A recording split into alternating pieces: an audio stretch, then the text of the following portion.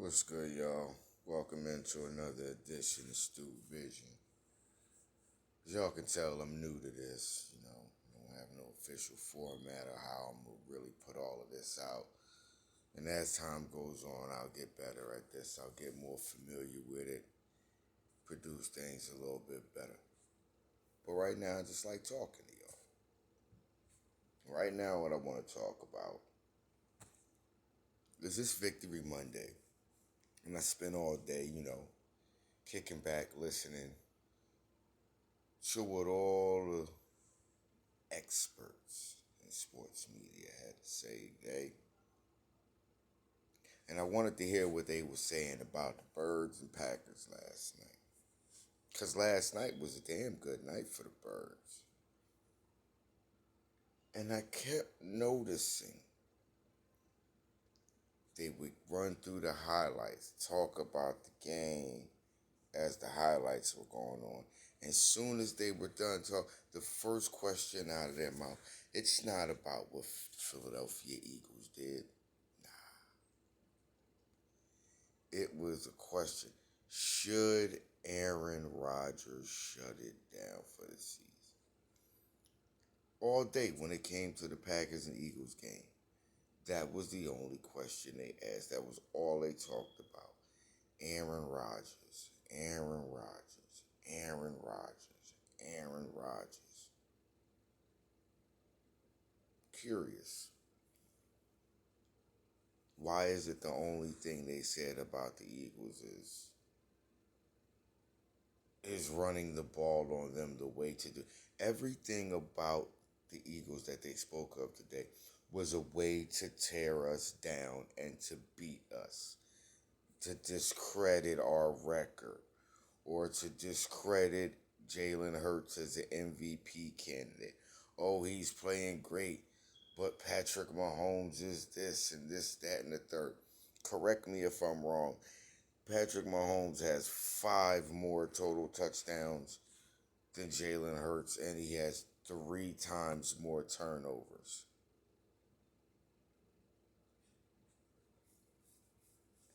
They say running the football is the way to be, running on us is the way to beat us. The Colts almost beat us. The Colts got 50 yards on the first drive. The rest of the game, Jonathan Taylor had 35 yards. He had 50 on the first drive, 35 yards the rest of the game. Guess what? That Washington game, they didn't beat us by running the football. We beat us by the turnovers and uncharacteristic turnovers and uncharacteristic penalties. That's how we lost that game to Washington. If that doesn't go down that way, we're still undefeated. We're 11-0 and not 10-1. Don't let these dudes fool y'all. They don't know what to do with this team. And I know everybody was kind of trying to figure out, okay, yeah, the run defense has been looking bad. Stop tripping on it. Stop. Do you realize within the next week or two, we're getting ready to have a 6-man rotation at defensive tackle? 6-man rotation just at defensive tackle. Do you realize we can go with a 5-man front for 75% of the damn game?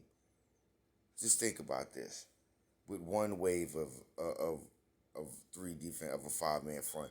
In the middle, you got Jordan Davis, Javon Hargrave, and Fletcher Cox. Second wave is Ndamukong Suh, Linval Joseph over the center, and Milton Williams. You can mix and match it on the outside. You can have Brandon Graham, Josh Sweat. You can have Josh Sweat with Hassan Reddick. You can have Hassan Reddick with Brandon Graham. Every now and then, Brandon Graham could go to the inside. Fletcher Cox can go to the outside. And then on top of that, okay, they tried to say today we can't stop the pass over to the middle of the field. The only time that's been happening is because Avonte Maddox is not in the lineup, which soon he will be back. Those two key pieces been missing in our defense for over almost a month and a half now. And it's just the last 3 weeks that these things have happened. And those guys is getting ready to come back. And this past 2 weeks, it wasn't even serious like that. This last game against the Packers and against the Colts last week, it wasn't even as serious like that. Against the Colts, we just had to figure out how to operate on offense without Dallas Goedert. That was the first game. Yesterday, you see, we ain't had that problem. We figured out how to operate on offense. This is the second week that Linval Joseph and Ndamukong Suh here, so they not acclimated really like that. I mean, think about it. Robert Quinn been here longer than them. He ain't really making no noise. They are doing what is necessary on defense to get stops and making the plays when it is necessary. That is what's happening. We really should be 11-0. But it's all good.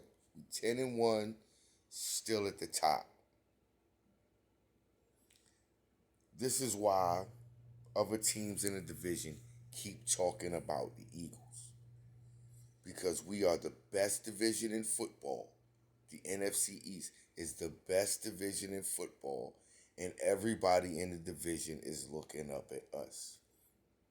You want to know why the national media is trying to find out ways to beat us? Because a lot of them are still trying to stick to their guns that the Dallas Cowboys are better than us. They still want to go to that. I mean, if you, Mike Tannenbaum on ESPN, he's been so oblivious to what's really happening in the NFL. It is clear to see why he does not work in the front office of any NFL team anymore. The fact that ESPN think that this guy knows what he's talking about or that anything he says is credible is almost laughable to me. Like, seriously, he was general manager of the Jets and the Miami Dolphins.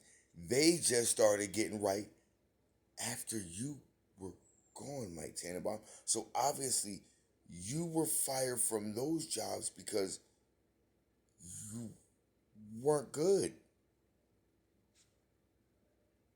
But you're the one that we're supposed to listen to on ESPN? Come on, man. Stop. Stop it. Stop it. Like I said, all day today, that's all they talked about when they mentioned the Eagles. How do you beat this team? They're always trying to find a way to tear us down. We are the most disrespected 10-1 team in NFL history. Find me another 10-1 team that is disrespected the way we are.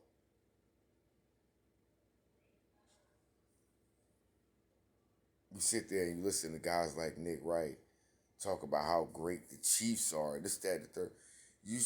Patrick Mahomes threw for over 320 yards. He had one touchdown and an interception that he threw in the end zone.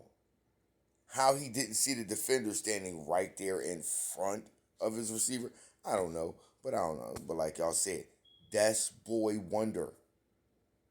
Sorry to tell y'all, that defense in Kansas City, it ain't all that, yo. It really ain't. That secondary suspect.